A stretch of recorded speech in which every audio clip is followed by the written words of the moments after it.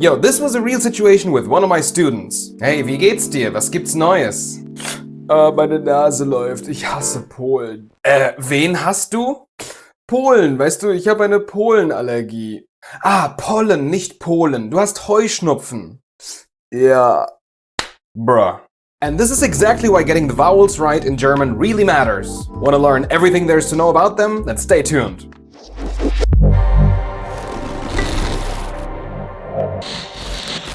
Tahan alle, my name is Florian and I've been a German teacher for about a decade now, and confusing the vowels in German is one of the most common things that'll get you in trouble pronunciation-wise. In the case of my student, he wasn't able to differentiate between the long O, like in Poland or Polish people, and the short O, like in pollen in English as well. So German vowels can have two pronunciations? What's up with that? Well, in my last video I talked about the German alphabet and I said this. That's right, knowing the German alphabet does not help you pronounce German words. And I stand by that. It's the same in English too. Just imagine if I pronounce every I in English as I. That'd be insane. So it's time to take a closer look at all the sounds our letters and letter combinations make. The way this is gonna work is as follows. I'll cover a group of related sounds in each video so that you have small digestible pieces of information that are much easier and quicker to learn. And we will start with the vowels. Before we get into them though, you first need to understand a little bit of linguistic terminology. I guess I'll begin with the most obvious question, what is a vowel? Well, it's pretty simple. A vowel is a sound produced without any restrictions in the vocal tract. But perhaps more importantly, it is monotone in nature. So A, I, O are vowels, but A, I, O aren't. These are called diphthongs or diphthongs and are a combination of two or more vowels. This distinction is really important to make as all German vowels are always monotone. And this is also one of the main reasons why English natives have problems with them. Now, what about the example from the intro? Both O and A are both monotone, so my student should have done everything correct, right? Well, let me introduce you to vowel quality. A ton of languages, especially Germanic ones like English, German, Dutch, Danish, Swedish, Norwegian, have it, and it means that the environment the vowel is placed in has an effect on the vowel itself. It's the only difference between man and men, pool and pull, or sheet and shit for that matter. Now, due to massive sound changes, English does this to a more obscure extent, but German is actually pretty straightforward with this. So let's finally get into the 8 German vowels and their sounds. On the left side in red, we have long vowels, and on the right side in blue, short vowels. I will also blend in the vowel charts so that you can follow along and see what sounds I'm talking about. Please note that in German, it's a combination of vowel length and vowel quality that is relevant for the distinction, but you'll see what I mean in a second. The table is specifically designed to mainly show you words that only differ in their vowel sound, but are pronounced the exact same otherwise. I know we haven't covered any consonants yet, but don't worry about them too much. For now, just try to repeat after me. We'll begin with the first vowel. Long A, short A. You might be surprised, but this sound doesn't really exist in general American English or received pronunciation. So let's take a look at the IPA vowel chart to visualize what's going on. The German A is located right in between the A in bad and the A in father. It's a subtle difference, but I told you I'm going to be precise. By the way, don't get confused by the IPA symbol. It looks like the A umlaut in German, but in linguistics, 2 dots over a symbol mean that the sound is centralized. So how do you say it? Here are 2 easy ways to make your A sound more German. First thing you could do is to start from the father A and then slowly move your tongue forwards. A and stop. A. Second, just speak with a nice southern drawl. Very good, very nice. And yeah, that's how you do it. Just keep in mind that vowel length is the only relevant factor here. The quality itself doesn't change. Here are some examples. Try to repeat after me. Stahl, Stall. Wahl, Wall. Maße, Masse. Staat, Stadt. Rate, Ratte. Great, let's move on to the second vowel. Long E, short E. The short E shouldn't be difficult for you to pronounce. It's the same sound as in bed, men, when, or met. The long E will be a bit more difficult unless you speak a Scottish, Irish, or Indian dialect of English. Why do I say that? Well, all these dialects have one thing in common. Natives pronounce words like face, late, game, or day, so the A sound, with the German E. Something like this. We're trying to get away from the stereotypes. Supposed to be the new face of Glasgow. People with names like Nathan. Because Ronnie has taken the cake. That's the face of a man. It's lame. I don't really care what they think. It's very lazy. Yeah. And that's the first of two methods. Just imitate one of these dialects. But for those of you who have never really imitated any accents, there's a second method. If we take a look at the vowel chart again, you'll see that the German E lies in between the short E and the E sound, which can be found in words like meet or field. More on that in a bit. Now what you can try to do is to find the center between E and E. To do that, start with E and slowly move towards E. And then don't go the rest of the way. The German E is probably a bit more towards E than towards E, but I don't want to be too pedantic here. Anyway, here are some examples again, so try to repeat after me. Bet, Bett. Stehlen, stellen. Kehle, Kelle. Wen, wenn. Weg, weg. Alright, let's continue with long E, short I. Luckily for you, both of these sounds have a corresponding counterpart in English. The long E can be found in words like feel, heel, or beach, and the short I can be found in words like fill, hill, or bit. Here are the examples for this pair. Miete, Mitte. Kieme, Kimme.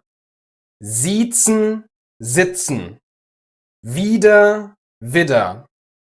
As mentioned in my previous video, the letter E never represents this sound in German. So this word here is see, not see. Keep that in mind and let's move on. Long O, short O. Hey, this is the letter I joked about in the intro, so you know what's up. The short O exists in most English dialects and you can find it in words like thought, daughter, and dawn. The American English vowel is a bit lower than the German one though, something more like O instead of O. Just relax your tongue a bit and you should be good to go. For those of you who say thought, daughter, or dan though, there's one additional step. Round your lips while saying the German O. That should be it. Now on to the long O. This sound doesn't exist in general American English, but it does in a posh British accent. And we can't even take the same example words, we just have to pronounce them the British way. Thought, daughter, and dawn. O. Here are the examples. Ofen, offen. Polen, Pollen. Schrot, Schrott. Koma, Komma. Robe, Robbe. Alright, last normal vowel. Long U, short U. The long U can be found in English words like fool, tool, or rule, but depending on your dialect, this might vary a lot. In the German U, the tongue is super retracted, the lips are rounded so much they're almost touching, and the sound itself is very monotone. U. Actually, a lot of African accents have that sound, so just imitate Godfrey, I guess. Godfrey, when can we come and see you in New York City? I know, especially my male cousins, the way they talk to women, they don't give a fuck. Hey, woman! The short U is very close to the sound you make when saying book, look, or hook, but it's a bit closer to U and the lips are rounded slightly more. But all in all, the following examples shouldn't be a problem for you. Ruhm, rum. Bucht, bucht. Dusel, dussel. Mus, muss. And that's it for the 5 standard vowels. Let's cover the first of the umlaute. Long ä or long e, short ä. By just hearing me say the vowel, you might have noticed 2 things. First, the short variety exactly sounds like the short e, which we've covered before. Second, there are 2 options for the long one, so what's the difference? Well, it's pretty simple. South Germans pronounce it as ä, so just a longer version of the short ä, and North Germans pronounce it as e, making it an exact copy of the letter e. See if you can spot the difference. Käfer or Käfer, Käfer. Käme or Käme, Kämme. Wähle or Wähle, Welle. And Säge or Säge, Säcke. The last one isn't a perfect pair, but we don't have too many with ä. Alright, let's take on the 2 final bosses of German vowel sounds. Long ö, short ö. This sound will definitely be more challenging, but there is a trick. Actually, 2 tricks. However, for those tricks to be utilized, you should have managed to pronounce either the long E short E or long O short O. The first method is to start with the correct tongue position and then just round your lips. So, say the long E, and then don't change the position of your tongue, just make your lips round. E. You can even phase between them and the tongue will stay in the exact same position. See? The second method is to start with the correct lip position and then just move your tongue forwards, so the other way around. Start with the long O this time. The only thing you then need to do is to keep the shape of your lips and move your tongue forwards. O. Don't forget that your lips stay in the same position the whole time. O. And that's how you do a perfect long Ö.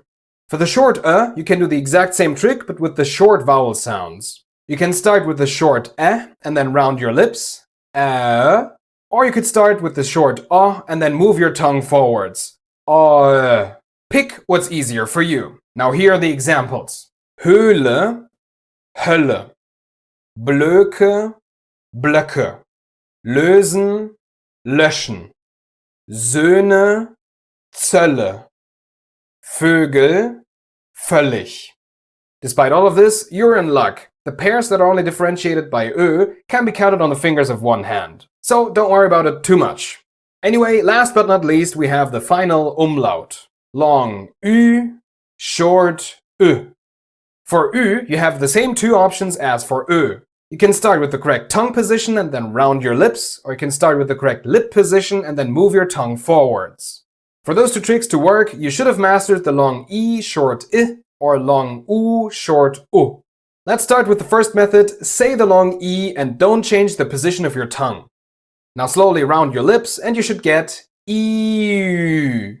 To practice, phase between the sounds again. E-U, E-U, E-U. Sounds like a fucking ambulance. E-U, E-U, E-U. Anyway, for the second method, you have to start with the long U. Now don't change the shape of your lips and move your tongue forwards. Ooh.